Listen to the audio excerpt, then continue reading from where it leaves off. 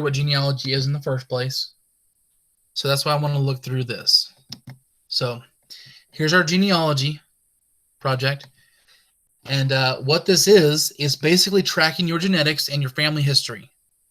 Looking back at who your parents are, who your grandparents are, what traits you have that have been passed down, because all of you have traits that you've gotten from your parents. Whether you know that or not, whether you know who those traits came from, you may not know, because some trait may have come from a great grandpa or grandma. Who knows? So your goal is going to be to find some more out about that.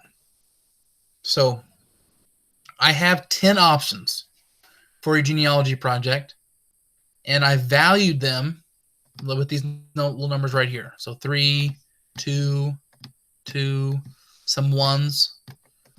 And you need to pick enough projects to equal 6 points. So you could do, for example, you could do number 1 that's 3, number 2 that's 2, and number 4 that's worth 1 to equal the 6 points you need. So you do 3 of these things. And now this is a project that will last this week and next week. So you're not going to get a new assignment next week. You're going to be able to work on the genealogy stuff this week and next. So like I said, there's 10 possibilities, and I'm going to go through each one of them here real quick, just briefly. And if you have more questions about them, feel free to reach out so I can help you. Okay, so this first one, create a family tree. Now this one I want you to do the most if you can. That's why I made it worth the most points. What you want to do is you want to go to Ancestry.com and create a free account. So if you go to Ancestry, you've probably heard of it before with Ancestry. This is my page. This is my free account. I'm not paying for this at all. See how it says subscribe right here? It means I didn't pay for it. You can create your own free account. Do not start the free trial. If you do the free trial, it'll make you sign up with a credit card, and it'll end up tricking you into paying at some point. So don't do the free trial. Okay, don't click there. What you want to do is you want to go up here to where it says trees. If you see that right here, you see trees. And on trees, it'll give you the option to start a new tree, and you can start them for free. You don't have to pay for your account to start a new tree. You can do it for free. I can create another tree. I can manage my current tree. But I'm going to show you what my Mahoney family tree looks like as I created it. So all you need to do is 3 generations for number 3. So this is you and your siblings. Your parents are generation number 2. And your grandparents are generation number 3. So if you want to go further back, you can certainly do that. Like I have my great-grandparents, great-great, 3 grades, 4 grades, 5 grades, 6 grades. I was able to trace that all the way back there on my dad's side right here. And I'll show you how you do that in a second. But all you need to do is these first 3 generations, screenshot that, and then put that on the assignment so I can see what your family tree looks like. It'll ask you to create some of these other things. You can add the father, add the mother, add siblings, some of those things. Now, if you're not sure what some of these look like, you can go to another site to try and find this. Another free site that I like to use is called Find a Grave. So Find a Grave allows us to search up someone. Okay, so for example, I could search up someone who's passed away. My great-grandpa that I was able to look up. And I can find his grave. So, Hurley Mahoney. I know this is him because it's in Milton, Kentucky. And what it'll allow you to do is it gives you their birth, the exact day, it gives you the day they died. And right here is the important part for your genealogy, is it shows parents. This is where I got most of my information from. All I had to do was click on Thomas Cleet Mahoney. See, that was his dad. Then I can go back further to Thomas Coleman Mahoney. And then I can go back further to then another great-great-great-great-grandpa, Turner. And you can just keep going back. If you use a site like this that allows you to see some of these things, it shows you their siblings, shows you the children, shows you the spouses.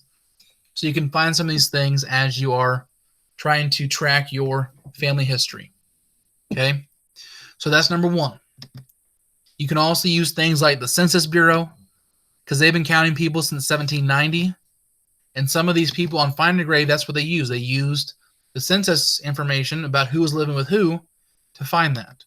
But somebody else has already done it, so now we're just putting it into one place. And the reason I like you to use Ancestry is because this is now a site that you can then use from now on. You're going to have access to this site because it is free, and you can go back to it, and you can edit it, you can add things to it, and you can go back as far as you want to. And that's what I'd like to see. So your minimum is 3. But you can go back to multiple generations and add those to your trees. If you get really into it, I know I had one student, it's Sarah Adams' older brother Mitchell, got really into doing that. And he traced his back 7 or 8 generations to some people that were still living in England even. So you can certainly do that if you want to, but do not have to.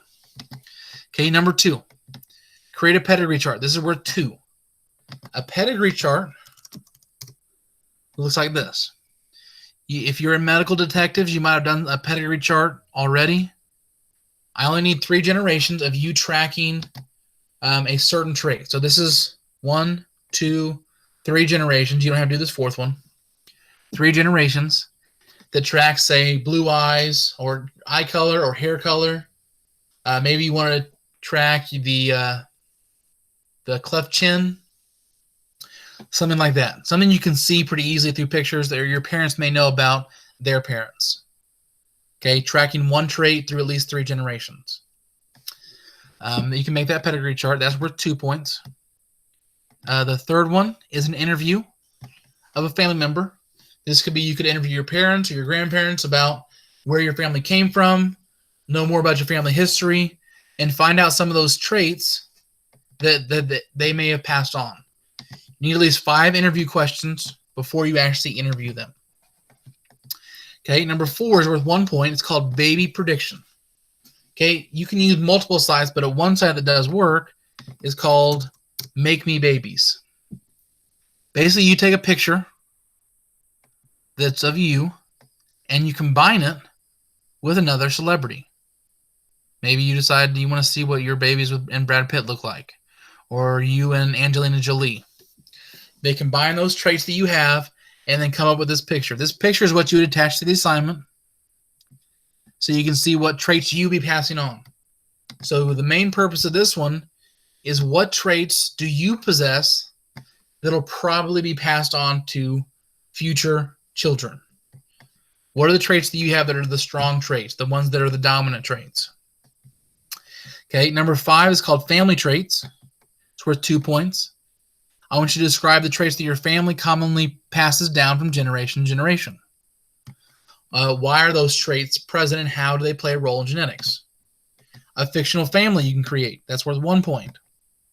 Create a pedigree chart that follows something like color blindness. That's a genetic disease. Or sickle cell anemia. That's a genetic disease. And then track that down through multiple generations. Number 7 is called family origins. This is where you try to figure out, where did your family come from? Because almost all families started out as immigrants. And so where is their country of origin?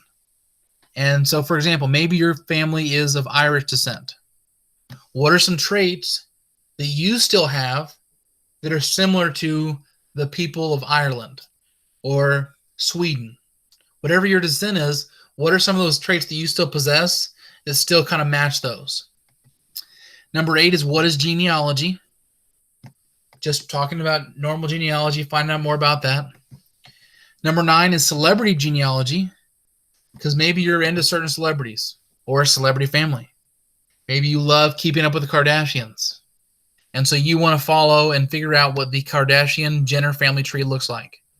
And those are already online. Lots of celebrity family trees are online. All you need to do is find that and then figure out what traits they're passing on.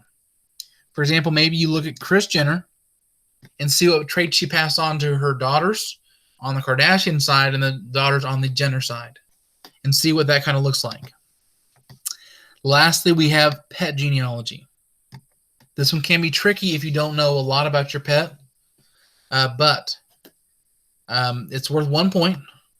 The example I gave is that my dog is a Beagle and a German Shepherd.